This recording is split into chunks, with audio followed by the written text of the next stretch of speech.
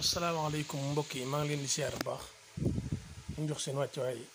seen mbokk seen taalibe bi Cheikh Walo mu ñëwaat fi indaal leen benn mbir mu rëy te am solo ci ñiy tukkee ak ñi tukkiwut waaw surtout muur yi maam ñi am jafe-jafe ak tubaab yi ci bëgg leen teg ci yoon wala dara ak mbir moo mën a def lu mu rëy rëy te ñu koy tere ak lu mu rëy rëy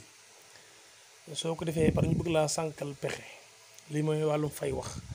loo xam ne bëggu kenn waxati ca muy yaahut muy nasaan muy lu mu mën a doon jëlal seeni tur nga def ko ci biir xaatim bii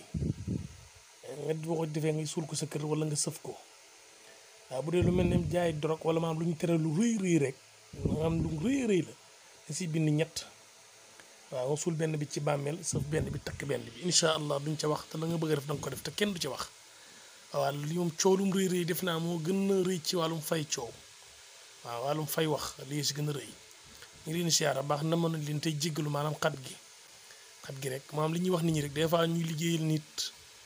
maanaam ci moom la ñuy nekk moo tax des fois nit ne la liggéeyal ma nangam nga ne ko nangam mu yaakaar ne dara la fekk liggéey baa koy laaj ndax lu ma une semaine wala 3 jours nga nekk ci benn doomu aadama ndax ñu bëri na am ñoo xam ne xam nañ li may wax dama leen dañ may woo mën na leen woo leen mu feek nangami suur ndax suur yooyu damay jàpp liggéey moo koy laaj waaye daal incha allahu taala liggéey bu mën a doon buñ ci jubloo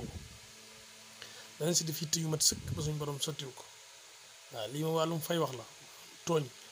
nga tooñ nit waaye même comme ni gars yi jaay teene jaay ko ñetti nit coow la bari nga jël ñoom ñett ñëpp seen tur